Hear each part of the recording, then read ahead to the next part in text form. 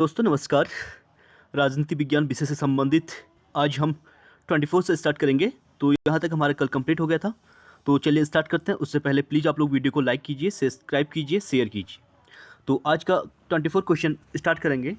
तो संविधान के किस अनुच्छेद के द्वारा उद्योग के प्रबंधन में कर्मकारों की भागीदारी का प्रावधान किया गया है? तो इसका राइट आंसर हो जाएगा बी। तो डीपीएसपी से संबंधित है आर्टिकल 43A। तो इसमें कर्मकारों की भागीदारी का प्रावधान किया गया है। आप देख सकते हैं इसको, अनुच्छेद 43 के अनुसार राज्य उपयुक्त विधान या आर्थिक संगठन द्वारा किसी अन्य रीति से कृषि के, उद्योग के या अन्य प्रकार के सभी कर्मकारों को काम, निर्वाह, मजदूरी, शिष्ट जीवन स्तर और अवकाश का संपूर्ण उपभोग सुनिश्चित करने वाली काम की दशाएं तथा सामाजिक और सांस्कृतिक अवसर प्रदान कराने का प्रयास करेगा और विशिष्टतः ग्रामों में कुटीर उद्योगों को वैयक्तिक या सहकारी आधार पर बढ़ाने का प्रयास करेगा। आर्टिकल 43 को उद्योगों में कर्मकारों के भाग लेने के बारे में उपबंध करता है। उसके अनुसार राज्य किसी उद्योग में लगे हुए उपक्रमों, स्थापनों या अन्य संगठनों के प्रबंधन में कर्मकारों का भाग लेना सुनिश्चित करने के लिए उपयुक्त विधान द्वारा किसी अन्य रीति से कदम उठाएगा। अगला क्वेश्चन है हमारा, सूची 1 को सूची 2 से सुमेलित कीजिए और नीचे दिए गए कूट से सही उत्तर का चयन कीजिए। तो आर्टिकल्स दिए गए हैं और उससे संबंधित विषय दिए गए हैं, तो इनको मिलाने के लिए बोल रहा है। चलो देखते हैं। आर्टिकल 40 यानी अनुच्छेद 40 का संबंध जो है किससे है? तो इसका राइट आंसर पहला ही हो जाएगा। आर्टिकल 40 का संबंध गाँव पंचायत का गठन से हो जाएगा। आर्टिकल 41 की बात करेंगे तो 41 में दिया गया है इसका काम करने का अधिकार। तो बिल्कुल राइट हो जाएगा। 41 कहता है कि काम करने का अधिकार। और आर्टिकल 44 समान नागरिक संहिता कॉमन सिविल कोड की बात की करता है, यानी ये भी राइट हो जाएगा। और आर्टिकल 48 में जो है कृषि एवं पशुपालन की व्यवस्था की गई है, ये भी बिल्कुल राइट हो जाएगा। तो इसका राइट आंसर जो हो जाएगा ए हो जाएगा। आप देख सकते हैं ग्राम पंचायतों का गठन आर्टिकल 40, काम करने का अधिकार 41, नागरिक संहिता जो है 44 में हो जाए, कृषि एवं पशुपालन की व्यवस्था 48 में हो जाएगा। और वहीं कृषि के साथ साथ जो इन्वायरमेंट की बात की गई है 48A में इन्वायरमेंट की बात की गई है। अगले क्वेश्चन की बात करेंगे, निम्नलिखित में से कौन एक सही सुमेलित नहीं है पूछा गया है, तो इसको देख लेते हैं।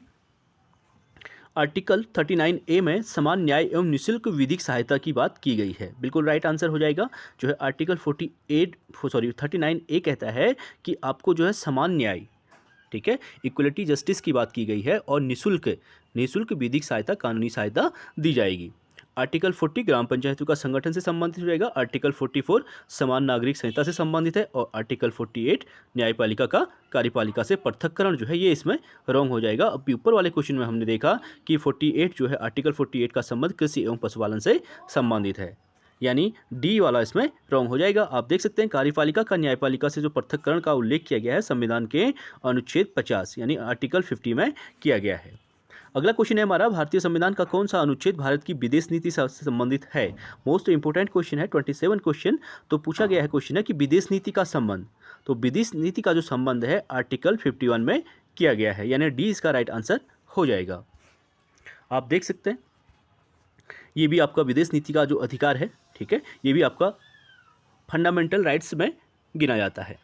आप देख सकते हैं भाग 4 राज्य के नीति से तत्व के अनुच्छेद 51 यानी 51 के अनुसार अंतर्राष्ट्रीय शांति एवं सुरक्षा में अभिवृद्धि, 51 के अनुसार 51A के अनुसार अंतर्राष्ट्रीय शांति एवं सुरक्षा में अभिवृद्धि की बात करता है। बी में जो है राष्ट्रों के बीच न्यायसंगत और सम्मानपूर्ण संबंधों को अक्षुण्ण रखने का प्रावधान किया गया है। और सी में जो है अंतर्राष्ट्रीय विवादों का समाधान वार्ता तथा मध्यस्थता द्वारा करने की बात की गई है। और डी में राष्ट्रों की पारस्परिक व्यवस्था को अंतर्राष्ट्रीय संधियों या कानूनों के प्रति सम्मान की भावना बढ़ाने का प्रयास करेगा। ये आर्टिकल भाग 4 राज्य के नीति से तत्वों में आर्टिकल 51 क, ख, ग, घ के अंतर्गत वर्णित हैं। अगला है हमारा, भारत के राष्ट्रपति को महाभियोग द्वारा हटाने की प्रक्रिया निम्नलिखित में से किस अनुच्छेद में वर्णित है? मोस्ट इंपोर्टेंट क्वेश्चन है। तो राष्ट्रपति को हटाने का प्रावधान जो महाभियोग इम्पीचमेंट का प्रयोग होता है आर्टिकल 61 यानी बी इसका राइट आंसर हो जाएगा। आप देख सकते हैं राष्ट्रपति पर महाभियोग की प्रक्रिया जो है आर्टिकल 61 में दी गई है। राष्ट्रपति द्वारा संविधान के प्रावधानों के उल्लंघन पर संसद के किसी सदन द्वारा उस पर महाभियोग लगाया जा सकता है, परंतु इसके लिए आवश्यक है कि राष्ट्रपति को 14 दिन पहले लिखित सूचना दी जाए, जिस पर उस सदन के 1/4 सदस्यों का हस्ताक्षर हो। अर्थात जिस सदन में राष्ट्रपति के प्रति महाभियोग प्रस्ताव लाया जा रहा है वो लोकसभा हो या राज्यसभा हो, पहले तो उसके 1/4 सदस्यों के द्वारा अप्रूवल लिखित रूप में सिग्नेचर सहित होना चाहिए। उसके बाद 14 दिन पहले राष्ट्रपति को सूचित करना पड़ेगा। और संसद के उस सदन जिसमें महाभियोग का प्रस्ताव पेश है के 2/3 सदस्यों द्वारा पारित कर देने के पर प्रस्ताव दूसरे सदन में जाएगा।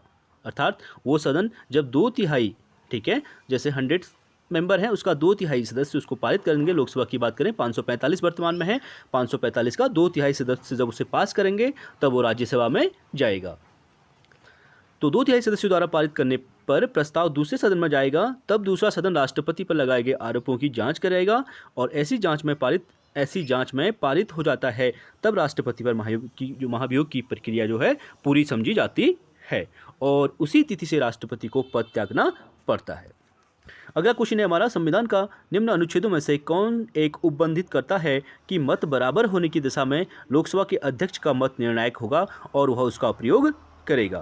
तो आर्टिकल 100, मोस्ट इंपॉर्टेंट क्वेश्चन, यानी अनुच्छेद 100 के अंतर्गत जब राष्ट्रपति को, ठीक है, मत बराबर होने की दिशा रहती है तो स्पीकर क्या करते हैं, निर्णायक, कास्टिंग वोटिंग बोलते हैं इसको, निर्णायक मत का प्रयोग करेंगे आर्टिकल 100 के अनुसार।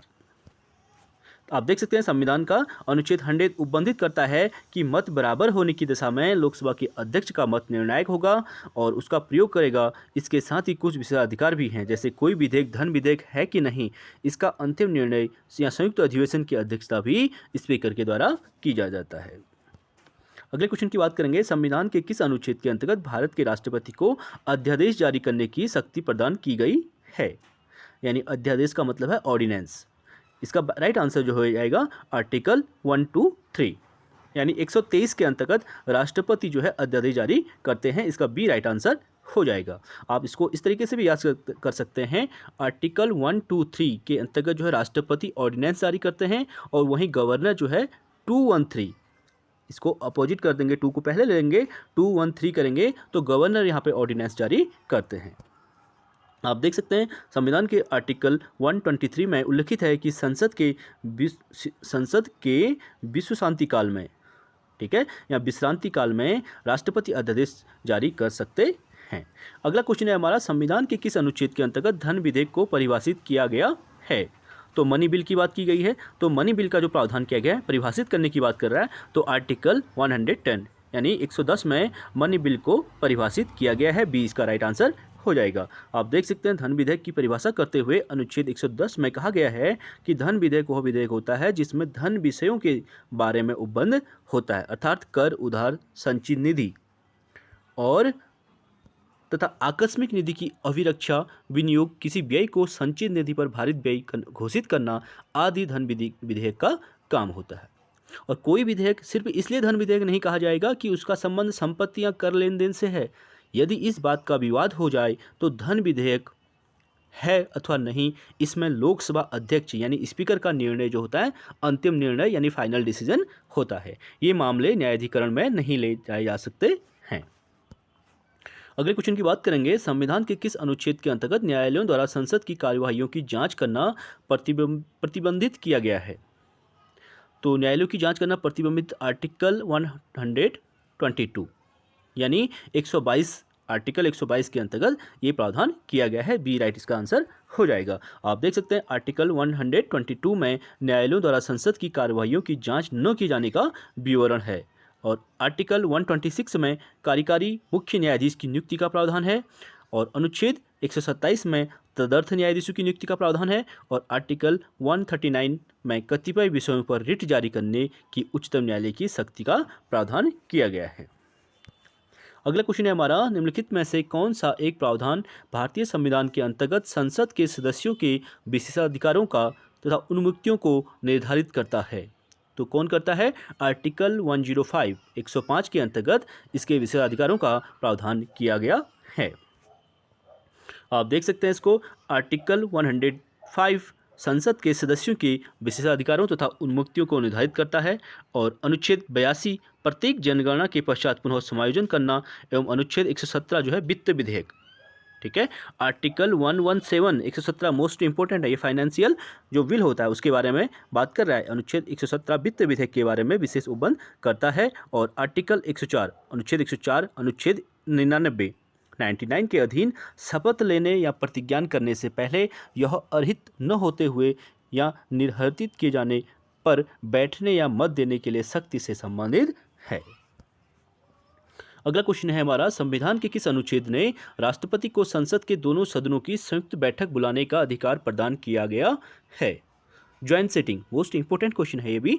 ज्वाइंट सेटिंग का प्रावधान जो है आर्टिकल 108 अनुच्छेद 108 के अंतर्गत किया जाता है, यानी बी इसका राइट आंसर हो जाएगा।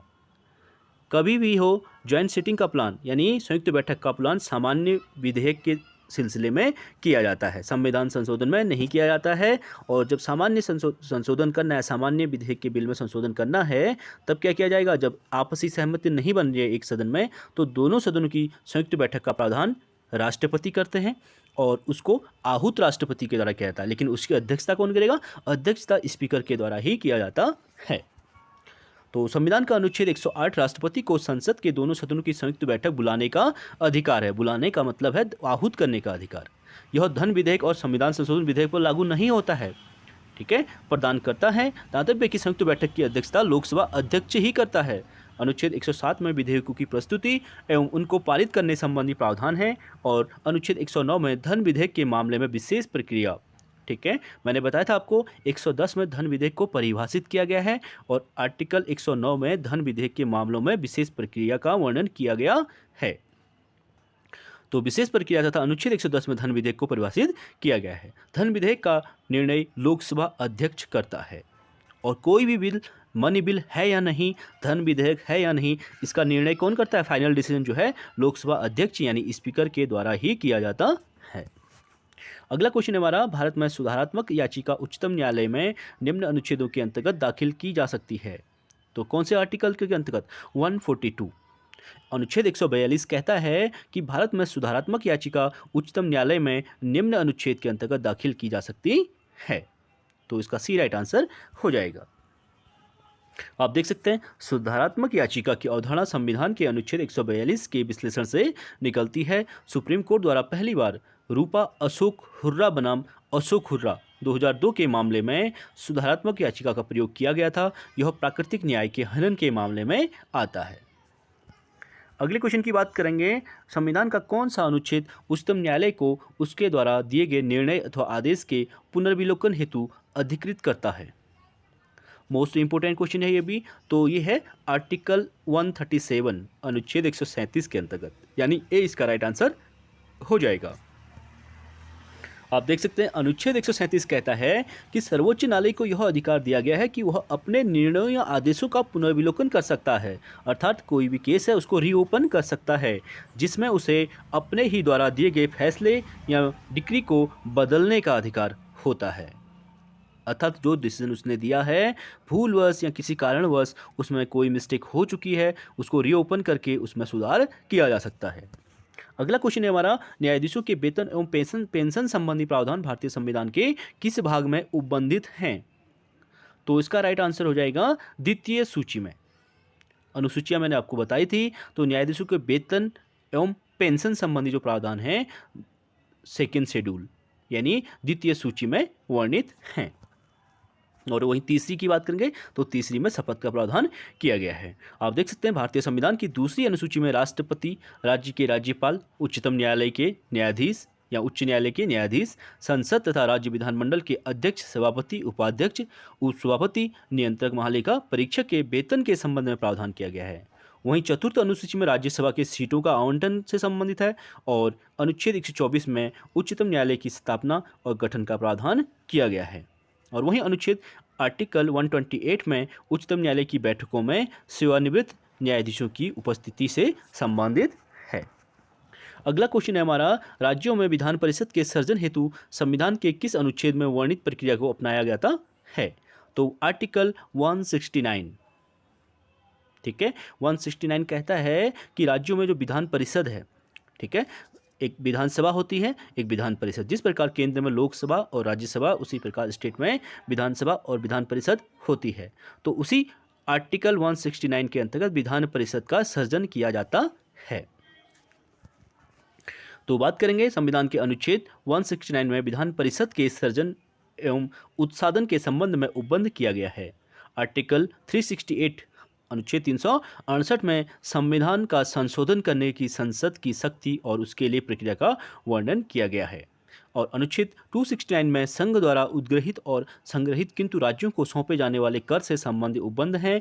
और आर्टिकल 69 में उपराष्ट्रपति द्वारा शपथ एवं प्रतिज्ञान का उल्लेख किया गया है।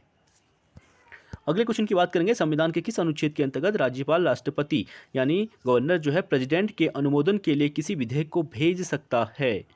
तो ये आर्टिकल है 200 यानी बी इसका राइट आंसर हो जाएगा। आप देख सकते हैं इसको, आर्टिकल 200 में राज्यपाल द्वारा राष्ट्रपति के अनुमोदन हेतु किसी विधेयक को भेजे जाने का प्रावधान किया गया है। संविधान के अनुच्छेद 166 में राज्य सरकार के कार्यों के संचालन से संबंध उपबंध किए गए हैं। और आर्टिकल 239 में संघ राज्य क्षेत्रों का प्रशासन, जबकि अनुच्छेद 240 में कुछ संघ राज्य क्षेत्रों के लिए विनिमय बनाने की राष्ट्रपति की शक्तियों का विवरण वर्णित है। यानी आर्टिकल 200 का मतलब है कि राज्यपाल किसी मामले में, ठीक है, किसी बिल को या किसी मामले में उस बिल को राष्ट्रपति की हाँ के लिए यानी राष्ट्रपति की मंजूरी के लिए उस बिल को सुरक्षित रख सकता है अपने पास राष्ट्रपति को भेजने के लिए। अगला क्वेश्चन है हमारा, भारतीय संविधान के किस अनुच्छेद में निर्वाचन आयोग के लिए प्रावधान किया गया है? तो निर्वाचन आयोग का जो प्रावधान किया गया है आर्टिकल 324 अनुच्छेद 324 में किया गया है, यानी सी इसका राइट आंसर हो जाएगा। वर्तमान में अगर निर्वाचन आयोग का बारे में बात करें तो वहाँ पे 1+2 अभी वर्क चल रहा है। 1+2 का मतलब है 1 जो होगा CIC, ठीक है, चीफ इलेक्शन कमीशन जो होगा एक होगा और 2 उसके साथ अन्य अदर मेंबर होंगे। आप देख सकते हैं संविधान के आर्टिकल 324 के अनुसार संसद और प्रत्येक राज्य के विधानमंडल के लिए कराए जाने वाले सभी निर्वाचनों तथा राष्ट्रपति एवं उपराष्ट्रपति पद के निर्वाचन के लिए निर्वाचक नामावली तैयार कराने तथा संपूर्ण निर्वाचन प्रक्रिया के संचालन का अधीक्षण, निर्देशन तथा नियंत्रण हेतु एक निर्वाचन आयोग का प्रावधान किया गया है। ठीक है, 1993 से निर्वाचन आयोग को हमारा जो है 3 सदस्यीय बनाया गया है, उससे पहले 1 सदस्यीय था। भारतीय संविधान के अनुच्छेद 249 संबंधित है, मोस्ट इंपोर्टेंट आर्टिकल है। 249 का संबंध है राज्य सूची के विषयों के संबंध में संसद की विधायी शक्तियों से संबंधित है, यानी डी इसका राइट आंसर हो जाएगा। मैंने बताया था आपको शेड्यूल 7 में 3 सूचियां लिस्ट जो है डिवाइड की गई हैं, संघ सूची, राज्य सूची और समवर्ती सूची, सभी विषयों को बांटा गया है। यानी ये आर्टिकल 249 कहता है कि जब राज्य सूची का विषय में, ठीक है, राज्य सूची के विषय में कानून बनाने का अधिकार किसको है? संघ को है, संसद को है, यानी डी इसका राइट आंसर हो जाएगा। ये एक्सेप्शनल है, विवादास्पद है, क्योंकि राज्य सूची का विषय है और कानून कौन बना रहा है? संसद के द्वारा बनाया जा रहा है, ये आर्टिकल 49 कहता है।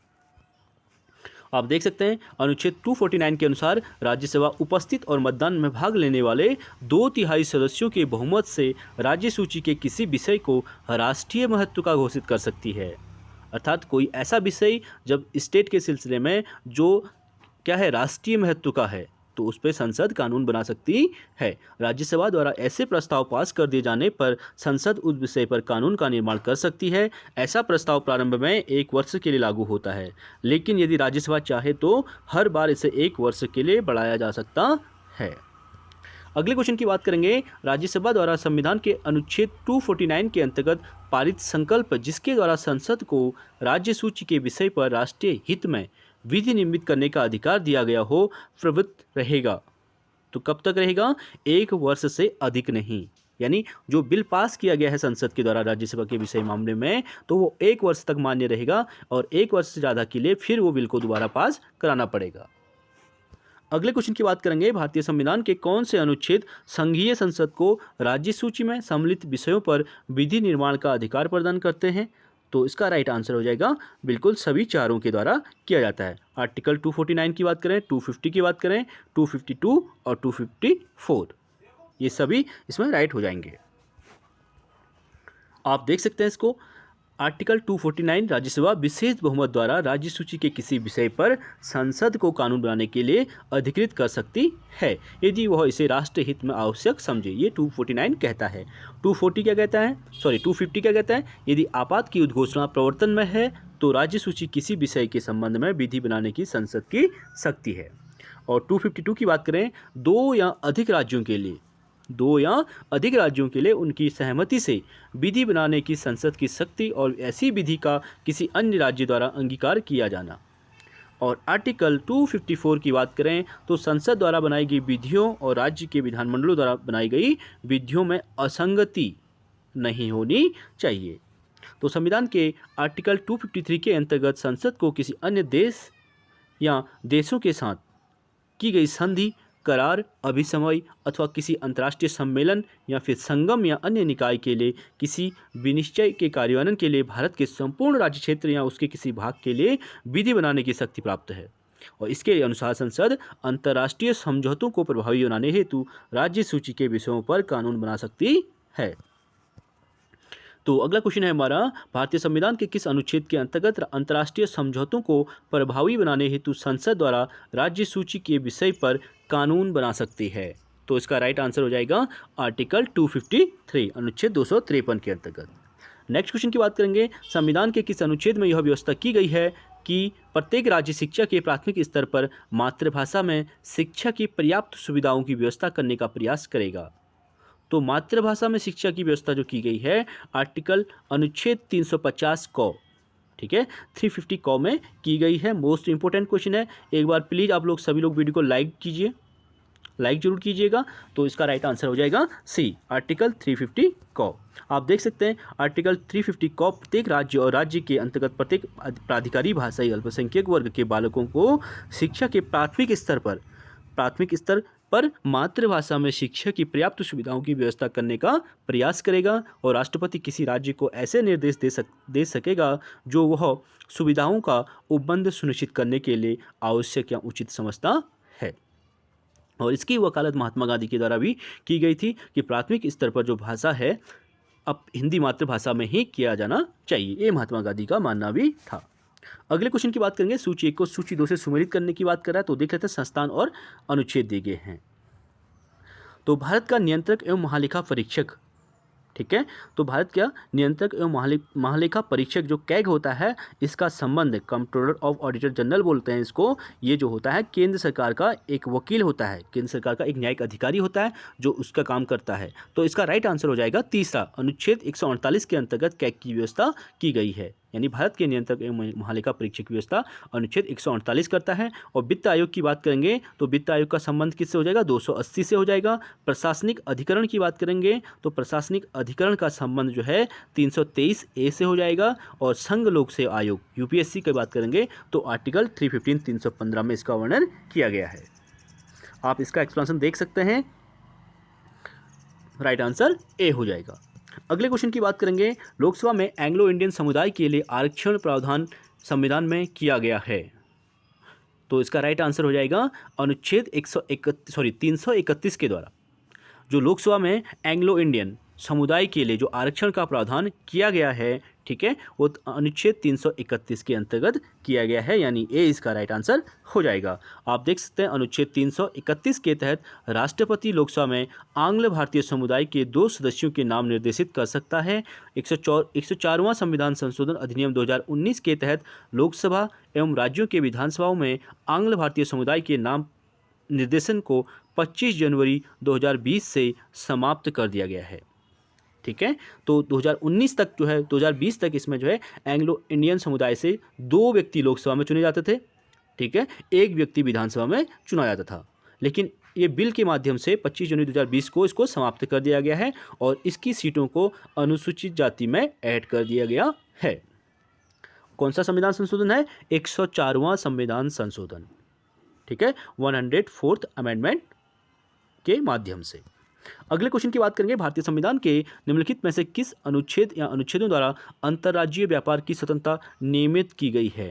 तो अंतर्राज्यीय व्यापार की स्वतंत्रता की बात जो है आर्टिकल 301 से 307 के बीच की गई है, यानी सी इसका राइट आंसर हो जाएगा। आप देख सकते हैं अंतर्राज्यीय व्यापार एवं व्यवसाय की स्वतंत्रता आर्टिकल 301 टू 307 के अंतर्गत की गई है। इसमें 301 कहता है कि व्यापार वाणिज्य और समागम की स्वतंत्रता की बात करता है, 302 व्यापार वाणिज्य समागम पर निर्बंधन अधिरोपित करने की संसद की शक्ति की बात करता है, और अनुच्छेद 303 व्यापार और वाणिज्य के संबंध में संघ और राज्यों की विधायी शक्तियों के निर्बंधन की बात करता है। अनुच्छेद 304 की बात करें, राज्यों के बीच व्यापार वाणिज्य और समागम पर निर्बंधन की बात करता है। अनुच्छेद 305 विद्यमान विधियों और राज्य के एकाधिकार का उपबंध करने वाली विधियों की आवृत्ति की बात करता है। और आर्टिकल 306 की बात करें तो पहली अनुसूची के भाग ख के कुछ राज्यों की व्यापार और वाणिज्य पर निर्बंधों के अधिरोपण की जांच करता है। और अनुच्छेद 307 जो है आर्टिकल 301 के अनुच्छेद 304 के प्रयोजनों को कार्यान्वित करने के लिए प्राधिकारी की नियुक्ति करता है, अर्थात उनको लागू करने के लिए अधिकारी अपॉइंटमेंट करता है। अगला क्वेश्चन है हमारा, राज्य विधानसभाओं में आंग्ल भारतीय समुदाय के लिए प्रतिनिधित्व का प्रावधान भारत के संविधान के किस अनुच्छेद द्वारा किया गया है? तो 49 का राइट आंसर हो जाएगा अनुच्छेद 333, यानी 333 में किया गया इसका प्रावधान। यदि राज्य की विधानसभा के निर्वाचन के बाद संबंधित राज्य के राज्यपाल की यह राय हो कि विधानसभा में आंग्ल भारतीय समुदाय को पर्याप्त प्रतिनिधित्व नहीं मिला है, तो वह उस समुदाय के एक सदस्य को अनुच्छेद 333 के तहत विधानसभा में मनोनीत कर सकता है, लेकिन अभी इसको समाप्त कर दिया गया है। अभी नेक्स्ट क्वेश्चन में हमने आपको बताया था अनुच्छेद 330 लोकसभा में अनुसूचित जाति और अनुसूचित जनजातियों के स्थानों के आरक्षण से संबंधित है, आर्टिकल 330 और 31 में जो है लोकसभा में एंग्लो समुदाय, ठीक है, लोकसभा में आंग्ल भारतीय समुदाय का प्रतिनिधित्व करता है 331, और 333 जो है विधानसभा में आंग्ल भारतीय समुदाय का प्रतिनिधित्व करता है, और वर्तमान में इन दोनों को समाप्त कर दिया गया है। और वहीं 332 में राज्यों की विधानसभाओं में अनुसूचित जातियों और अनुसूचित जनजातियों के लिए स्थानों के आरक्षण का प्रावधान किया गया है। अब आपको दो ही याद रखना है कि 330 में आर्टिकल 330 में लोकसभा में अनुसूचित जातियों और अनुसूचित जनजातियों के लिए प्रावधान किया गया है। SC ST जो है 330 और 332 की बात करेंगे तो विधानसभा में ST SC का प्रावधान किया गया है। अगला क्वेश्चन है हमारा, भारतीय संविधान के किस अनुच्छेद में विभिन्न राज्यों से संबंधित विशिष्ट प्रावधान का उल्लेख है? तो विशिष्ट प्रावधान जो विशेष प्रावधान है भाई 370 जम्मू कश्मीर जो भी हमने हटा दिया, कोलैप्स कर चुका है, तो बात करेंगे तो विशेष प्रावधान जो कुछ स्पेशल राज्यों के बारे में है वो आर्टिकल 371 के बारे में है, यानी सी इसका राइट आंसर हो जाएगा। आप देख सकते हैं 371 में कौन कौन सा प्रावधान किया गया है। भारतीय संविधान के अनुच्छेद 371 क से 371 यों तक अनेक राज्यों के बारे में विशेष प्रावधान या उपबंध किए गए हैं। जैसे गोवा में विधानसभा की संख्या कम है, ठीक है, गोवा में विधानसभा की संख्या कम से कम 30 होगी, ये प्रावधान है वहाँ पे। 371 अंगों द्वारा आंध्र प्रदेश में एक केंद्रीय विश्वविद्यालय की स्थापना का प्रावधान है। इसी प्रकार विशेष उपबंध किए गए हैं। इन विशेष उपबंधों के तहत महाराष्ट्र, गुजरात, कर्नाटक, असम, सिक्किम, आंध्र प्रदेश, गोवा, अरुणाचल प्रदेश, मणिपुर, मिजोरम, नागालैंड नामक राज्यों को शामिल किया गया है। आप इसे नोट डाउन कर सकते हैं, इंपॉर्टेंट क्वेश्चन है। 371 के अंतर्गत इतने राज्य आते हैं। अगले क्वेश्चन की बात करेंगे, निम्नलिखित राज्यों में से किसके लिए संविधान के अनुच्छेद 371 के अंतर्गत विशेष प्रावधान किया गया है? तो इसका राइट आंसर हो जाएगा महाराष्ट्र और गुजरात में के लिए आर्टिकल 371 के अंतर्गत विशेष प्रावधान किया गया है। आप देख सकते हैं अनुच्छेद 371 के अंतर्गत महाराष्ट्र तथा गुजरात के संबंध में विशेष उपबंध हैं। 371 क में नागालैंड है, 371 घ में आंध्र प्रदेश और तेलंगाना राज्य के संबंध में विशेष उपबंध का प्रावधान किया गया है। अगले क्वेश्चन की बात करेंगे, भारतीय संविधान के किस अनुच्छेद के अंतर्गत अखिल भारतीय सेवाओं का प्रावधान किया गया है? ठीक है, मोस्ट इंपोर्टेंट क्वेश्चन है। अखिल भारतीय सेवाओं का जो प्रावधान किया गया है आर्टिकल 312 यानी 312 अनुच्छेद 312 के अंतर्गत किया गया है। सी इसका राइट आंसर हो जाएगा। और अखिल भारतीय सेवाओं का जो इसमें कानून बनाने का जो अधिकार है किसको है? राज्यसभा को। एकमात्र अधिकार राज्यसभा को इसमें दिया गया है। आप देख सकते हैं भारतीय संविधान के अनुच्छेद 312 के अंतर्गत अखिल भारतीय सेवाओं का प्रावधान किया गया है। यदि राज्यसभा ने उपस्थित और मत देने वाले सदस्यों में से कम 2/3 सदस्यों द्वारा समर्थित संकल्प द्वारा यह घोषित किया जाता है कि राष्ट्रीय हित में ऐसा करना आवश्यक है, तो संसद विधि द्वारा संघ और राज्यों के लिए सम्मिलित एक या अधिक अखिल भारतीय सेवाओं के सृजन का के लिए उपबंध कर सकती है।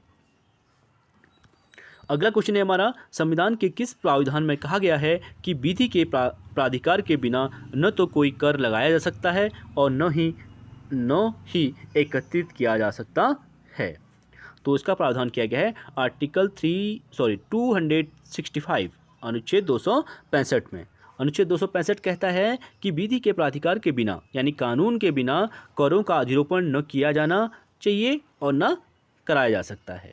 और अनुच्छेद 266 भारत और राज्यों की संचित निधियों और लोक लेखों की संचित निधियों से के बारे में बात करता है। और अनुच्छेद 300 की बात करें, वाद और कार्यवाहियों की बात करता है। अनुच्छेद 368 मोस्ट इंपॉर्टेंट आर्टिकल 368 यह संविधान का संशोधन करने की बात करता है। ठीक है, और संसद की शक्ति और उसके लिए प्रक्रिया का वर्णन इसमें किया गया है।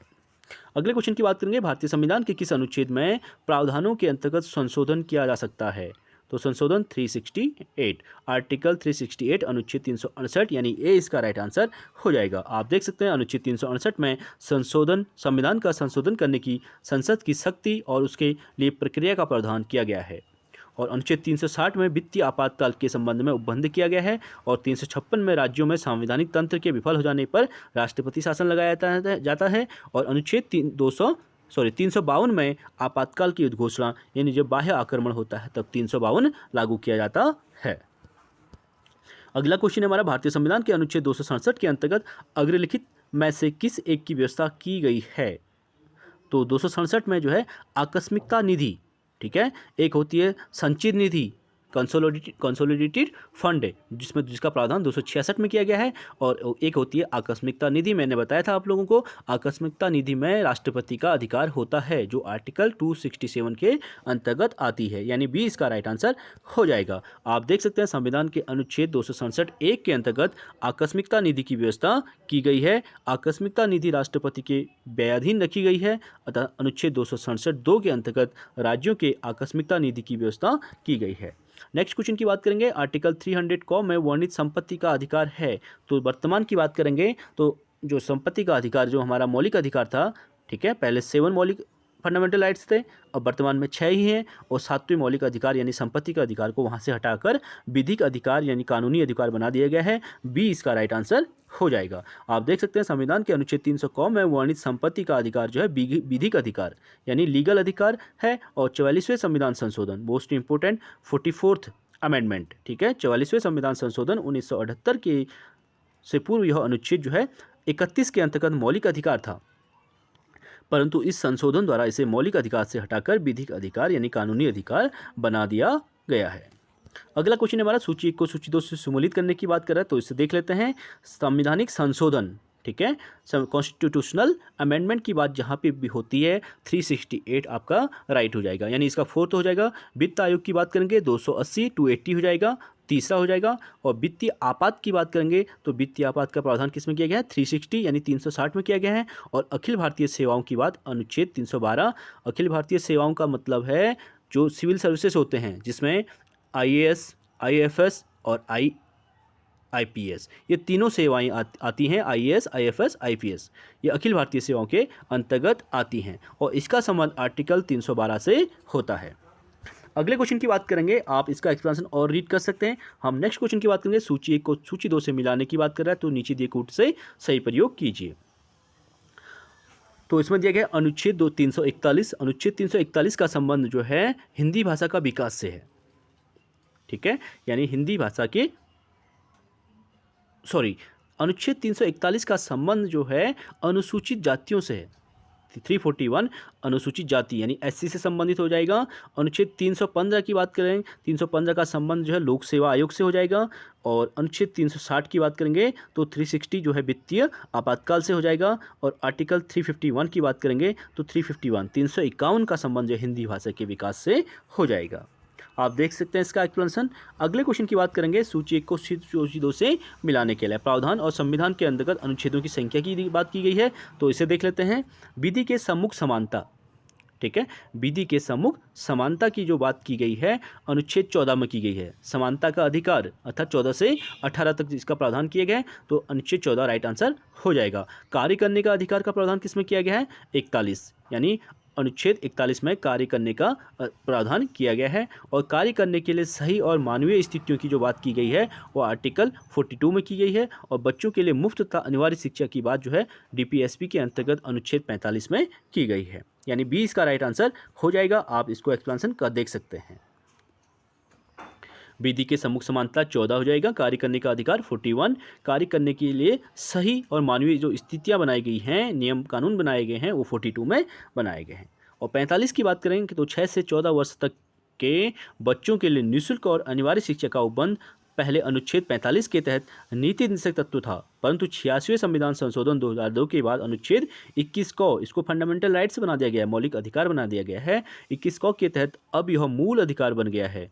अब अनुच्छेद 45 के तहत शैशव पूर्व देखभाल, शैशव पूर्व देखभाल का मतलब है 0 से 6 वर्ष से नीचे की आयु के बच्चों के लिए शिक्षा की व्यवस्था को शामिल किया गया है। अगले क्वेश्चन की बात करेंगे सूची 1 को फिर सूची 2 से मिलाने की बात करें तो देख लेते हैं इसका।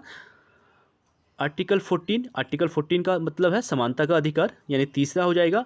आर्टिकल 36 की बात कर रहा है तो 36 का हो जाएगा डीपीएसपी, यानी राज्य के नीति निर्देशक तत्वों से संबंधित है। आर्टिकल 74 की बात करें तो 74 का संबंध किससे हो जाएगा? मंत्रिपरिषद से हो जाएगा, ठीक है। और आर्टिकल 368 का संबंध जो है संशोधन प्रक्रिया से हो जाएगा, यानी 20 का राइट आंसर हो जाएगा। आप इसका एक्सप्लेनेशन रीड कर सकते हैं। आर्टिकल 14 समानता के अधिकार से संबंधित है और आर्टिकल 36 में राज्य के नीति निर्देशक सिद्धांतों का वर्णन किया गया है, जो 36 से 51 तक वर्णित हैं, जो संविधान के भाग 4 में अनुच्छेद 36 से 51 तक वर्णित हैं। और आर्टिकल 74 में संघीय मंत्रिपरिषद के गठन का वर्णन किया गया है, अर्थात केंद्र में जो मंत्रिपरिषद है उसका गठन किया गया है। और आर्टिकल 368 संविधान में संशोधन की प्रक्रिया से संबंधित है। अगला क्वेश्चन है हमारा सूची 1 को सूची 2 से सम्मिलित करने की बात कर रहा है। फिर वही क्वेश्चन रिपीट हो रहा है। ये क्वेश्चन आप प्लीज जरूर देखिए, अच्छे से देखिए, इससे एक नहीं आपसे 4 से 5 क्वेश्चन आपके कंप्लीट हो जाते हैं। तो इसको करेंगे आर्टिकल 323 की ए की बात कर रहा है, तो इसमें किसका प्रावधान किया गया है? इसमें प्रशासनिक अधिकरणों की बात की गई है। आर्टिकल 324 में जो है किसकी बात की गई है? निर्वाचन, ठीक है, इलेक्शन से संबंधित है। और अनुच्छेद 330 की बात करेंगे तो इसमें लोकसभा के लिए अनुसूचित जाति और अनुसूचित जनजाति के सदस्यों के आरक्षण का प्रावधान किया गया है। और वहीं अनुच्छेद 330 के बाद 332 की बात करेंगे तो विधानसभा में अनुसूचित जाति अनुसूचित जनजाति के सदस्यों के आरक्षण से संबंधित हो जाएगा। और अंतिम है हमारा अनुच्छेद 320 का संबंध लोक सेवा आयोग के कार्यों से संबंधित हो जाएगा। आप इसका एक्सप्लेनेशन रीड कर सकते हैं। नेक्स्ट क्वेश्चन की बात करेंगे, फिर सूची 1 को सूची 2 से मिलाने की बात कर रहा है, तो इसे देख लेते हैं, ठीक है। आर्टिकल 76 अनुच्छेद 76 का संबंध भारत का महान्यायवादी अटॉर्नी जनरल ऑफ इंडिया, यानी इसका तीसरा राइट आंसर हो जाएगा। अनुच्छेद 76 कहता है कि भारत का एक महान्यायवादी होगा, ठीक है, अटॉर्नी जनरल ऑफ इंडिया होगा। और आर्टिकल 148 की बात करेंगे तो 148 में भारत के नियंत्रक एवं महालेखा परीक्षक कैग की बात की गई है, जो भारत सरकार का विधिक अधिकारी होता है, यानी कंप्ट्रोलर ऑफ ऑडिटर जनरल के नाम से जाना जाता है, यानी इसका पहला राइट हो जाएगा। और अनुच्छेद 25(1) में इसमें जो है केंद्रीय मंत्रियों की नियुक्ति की बात की गई है। और आर्टिकल 131 में सर्वोच्च न्यायालय का क्षेत्राधिकार का प्रावधान किया गया है। आप इसका एक्सप्लेनेशन देख सकते हैं। अनुच्छेद 76 भारत का महान्यायवादी, अनुच्छेद 148 भारत का नियंत्रक एवं महालेखा परीक्षक, अनुच्छेद 75 केंद्रीय मंत्रियों की नियुक्ति और अनुच्छेद 131 सर्वोच्च न्यायालय का क्षेत्राधिकार। नेक्स्ट क्वेश्चन की बात करेंगे, सूची 1 को सूची 2 से मिलाने की बात कर रहा है, फिर इसे देख लेते हैं। तो आर्टिकल 164 अनुच्छेद 164 का संबंध जो है किससे है? तो 64 का संबंध जो हो जाएगा राज्य के मुख्यमंत्री और मंत्रिपरिषद की नियुक्ति से संबंधित है। यानी आर्टिकल 164 कहता है, अनुच्छेद 164 कहता है कि राज्य के मुख्यमंत्री और उसके अन्य सदस्यों की नियुक्ति किसके द्वारा की जाती है? राज्यपाल के द्वारा की जाती है। यानी 164 का संबंध पहले से हो जाएगा। दूसरा है हमारा आर्टिकल 155 155 का संबंध राज्य के राज्यपाल की नियुक्ति से संबंधित है और राज्य के राज्यपाल की नियुक्ति किसके द्वारा की जाती है? राष्ट्रपति के द्वारा। अगला है हमारा आर्टिकल 75 की बात करेंगे तो आर्टिकल 75 का संबंध संघीय प्रधानमंत्री और मंत्रिपरिषद की नियुक्ति से संबंधित है। तो संघीय प्रधानमंत्री और मंत्रिपरिषद की नियुक्ति भी राष्ट्रपति के द्वारा ही की जाती है। 75 का तीसरा हो जाएगा। और आर्टिकल 54 यानी अनुच्छेद 54 का संबंध जो है भारत के राष्ट्रपति का निर्वाचन से हो जाएगा, यानी इसका फोर्थ हो जाएगा। जो भारत के राष्ट्रपति हैं उसके निर्वाचन की प्रक्रिया का वर्णन आर्टिकल 54 में किया गया है। आप इसका एक्सप्लेनेशन रीड कर सकते हैं। नेक्स्ट क्वेश्चन की बात करेंगे, फिर सूची 1 को सूची 2 से मिलाने की बात कर रहा है तो इससे देख लेते हैं। अनुच्छेद 14 का संबंध किससे हो जाएगा? समता के अधिकार से, समानता के अधिकार से दूसरा हो जाएगा इसका। और अनुच्छेद 2 का संबंध जो है किससे हो जाएगा? 2 का मैंने बताया था आपको, आर्टिकल 2, ठीक है, विधानतः नए राज्य को शामिल करने से संबंधित दूसरे का फर्स्ट हो जाएगा। और तीसरा अनुच्छेद 111 की बात करेंगे तो 11 का संबंध किससे हो जाएगा? 11 का संबंध जो हो जाएगा गिरफ्तारी और निरोध, राष्ट्रपति का विधेयक को अनुमति देने का अधिकार, ठीक है। अनुच्छेद 11 का संबंध जो है राष्ट्रपति का विधेयक को अनुमति देने का अधिकार से संबंधित हो जाएगा। और अनुच्छेद 22 का संबंध गिरफ्तारी और निरोध से संरक्षण, ये इसका संबंध हो जाएगा। नेक्स्ट क्वेश्चन की बात करेंगे, निम्नलिखित में से किसका सुमेल सही है? तो इसमें से राइट पूछ रहा है तो देख लेते हैं। अनुच्छेद 17 न्याय के समक्ष समानता, ये रॉन्ग हो जाएगा। न्याय के समक्ष समानता जो है 17 में नहीं किया गया है। और आर्टिकल 78 संसद का गठन, ये भी रॉन्ग हो जाएगा, ठीक है। अनुच्छेद 192 संसद सदस्यों के वेतन भत्ते का प्रावधान, ये भी बिल्कुल रॉन्ग हो जाएगा।